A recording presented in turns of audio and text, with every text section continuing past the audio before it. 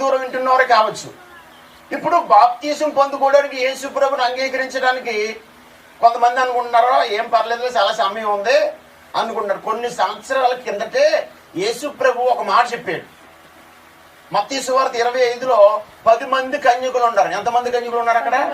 10 మంది కన్యకులలో 5 బుద్ధి గలవారు ఎక్కడికి వెళ్ళిపోయారంట? లోపలికి వెళ్ళిపోయారు. ఇంకొక 5 బయట ఉండిపోయారు. ఆ తర్వాత వీళ్ళు వెళ్ళి ఏమంటున్నారంట, మాకు కూడా తలుపు ఏమైపోయిందంట అక్కడ. ఇదిగో యేసు ప్రభు 2000 సంవత్సరాల క్రితమే ఈ మాట చెప్పాడు. నేను మీకు మాట చెప్పనా, ఇదిగో అతి కొద్ది రోజుల్లోనే, అంటే ఎన్ని సంవత్సరాలు పడుతుందో తెలియదు కానీ కొద్ది సంవత్సరాల్లో ఈ రక్షణ ద్వారము మూయబడే అవకాశాలు, ఎవరికైనా వెలుగులోకి రావాలంటే ఇప్పుడే. దేవునికి స్తోత్రం. ఆ ద్వారం మూయబడిపోయిన తర్వాత, ఆ ద్వారం లాక్ అయిబడిపోయిన తర్వాత, అయ్యా మాకు కూడా తలుపుది, మేము కూడా రక్షణ పొందుకుంటాం, మేము కూడా యేసు ప్రభువుని అంగీకరిస్తాం, మేము కూడా ఆయన్ని సొంత రక్షకుని అంగీకరించి ఆ వెలుగులోకి వస్తామంటే తర్వాత ఎంత గొంతుచించుకున్నా ప్రయోజనాలు. తలుపు తెడితే ఆయన అంటున్నాడంట, మీరెవరో? ఆయన ద్వారం తెరిచిబడి ఉన్నప్పుడే, రక్షణ మార్గం మనకు ప్రచురపరిచినప్పుడే, ఇప్పుడే మనకు సువార్త చక్కగా అందినప్పుడే మనం ఏం చేయాలి? ఆ మార్గంలోకి వెళ్ళిపోవాలి. దేవునికి స్తోత్రం. లేకపోతే తలుపు అయిపడిపోతుంది. ఆ తలుపు వేసిన తర్వాత మనం ఎంత తట్టినా, పరమగీతాల కన్యక దగ్గరికి వెళ్ళి యేసు ప్రభు అంటాడు కదా, 5వ అధ్యాయం 2వ వచనం చదువుకుంటా వస్తే, నా కుమారి, ప్రాణేశ్వరి, ప్రియురాల, పౌరవ, నిష్కలంకరాల, నా మాట ఆలకించి తలుపుది. తలుపు తడుతున్నాడంటే, ఆయన తలుపు తడతామంటే లోపలుండి యేసు ప్రభు సువార్త వినబడుతుంది. కానీ సువార్త ఏంటున్నావు, పాటలు ఎట్టినావు, యేసు ప్రభుని తెలుసుకుంటున్నావు, కానీ హృదయం అనే తలుపు ఏమవట్లేదు, తెరవబట్టలేదు నీకు. ఇప్పుడు తెరవబడకపోతే తర్వాత అది మూయబడ్డ తర్వాత, నా ప్రియుడు కనబడితే, ఆవిడంటది మరలా, నా ప్రియుడు కనబడితే నీ దారిలో మూర్చెల్లిపోయినా చెప్పండి. నువ్వు మూర్చెల్లిపోయినా, లేకపోతే ఇంకో నీరసం ఏమైనా వచ్చినా, ఇంకేమి, ఆయన తలుపు తట్టినప్పుడే, ఆయన తలుపు తీసి ఉంచాను. ఎవడైనా నా స్వరం విని, ప్రకటన గ్రంథంలో రాయబడి ఉంటది కదా, ఎవడైనా నా స్వరం విని తలుపు తీసిన వేడలా నేను వాడితో కలిసి భోజనం చేస్తానంట. దేవునికి స్తోత్రం. అక్కడ విందు జరుగుతుందంట. పరలోక రాజ్యంలో ఏం జరుగుతుందంట? భాస్కర్లో బంగాళదుంపలు ఉండవు. అక్కడ ఏముంటాయి? అక్కడ మరుగు చేయబడ్డ మన్నా. దేవునికి స్తోత్రం. జీవవృక్ష ఫలాలు. దేవునికి స్తోత్రం.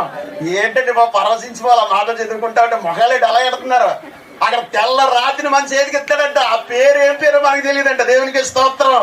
ఆ పేరు చూసేటప్పుడంట యేసన్న గారు అన్నాడు కదా, ఏమవుదునో నేనేమవుదునో, ఏమవుదునో నేనేమవుదునో, ఎవరు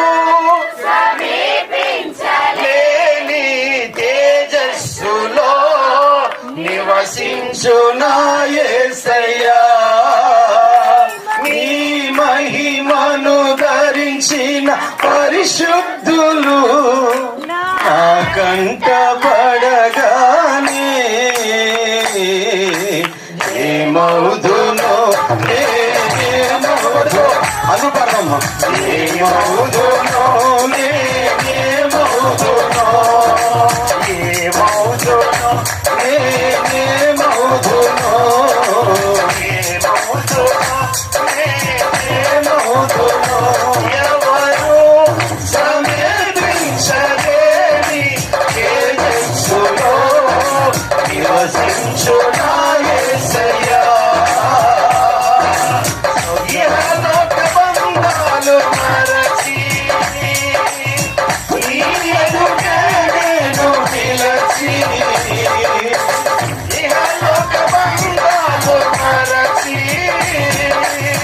నీ ఎదుటే నేను నిలచి, ఎవరికి తెలియని ఓ నిత్య మహిమలో నన్ను పిలచెరా శుభవేళ, ఏమవుదునో నేనేమవుదునో, ఏమవుదునో నేనేమవుదునో. దేవునికి స్తోత్రం.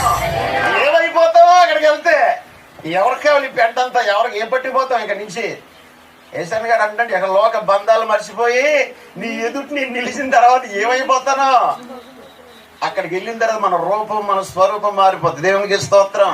ఇదిగో ఈ మైకు దూరం వింటున్న వారు కావచ్చు, లేకపోతే రక్షణ పొందలేని వారు కావచ్చు, ద్వారం ముయ్యబడక మునిపే లోపల ప్రవేశించు. దేవునికి స్తోత్రం. లేకపోతే తలుపు తట్టిన తర్వాత ఆయన అంటే నువ్వెవరో నాకు తెలియదు, నువ్వెవరో నాకు తెలియదు అంటున్నాడు. ఒక్క మాటలో తీసి పడేసాడు. ఎంత అక్కడికి వెళ్ళిన తర్వాత ఇక్కడలాగా పాస్టర్ గారు అయితే పోలే ఆ రెండేని చేర్చుకోవడానికి జోసెఫ్ గారిది కాదు నాయపీఠం. ఎవరిది? క్రీస్తు నాయపీఠం, ధర్మకాట. అది దేవునికి స్తోత్రం. నువ్వు ఎంత శ్రమ అనిపించావో, నువ్వు దేవుడి కోసం ఎంత నలిగిపోయావో, నువ్వు ప్రభువుని ఎన్ని శ్రమలు వచ్చినా ఎన్ని ఇబ్బందులు వచ్చినా, నీ కుటుంబంలో నీ భర్తను కోల్పోయినా, నీకున్న సమస్తం కోల్పోయినా నువ్వు ప్రభు కోసం నిలబడ్డాడు, నీకు ప్రతిఫలం మామూలుగా ఉండదు అక్కడ. దేవునికి స్తోత్రం. ఆ రోజు నిన్ను వర్ణించలేవు. ఆ ఆనందాన్ని చూసేటప్పుడు మనం ఈ లోకాన్ని ఆ వెలుగులోకి వచ్చిన పౌలు ఏమంటున్నాడో అది సూర్యుని కంటే మిక్కిలి ప్రకాశమే. దానికోసం బ్రతుకుతాను అగ్రపరాజా. ఏంటి ఆ దర్శనానికి నేను ఏమవును?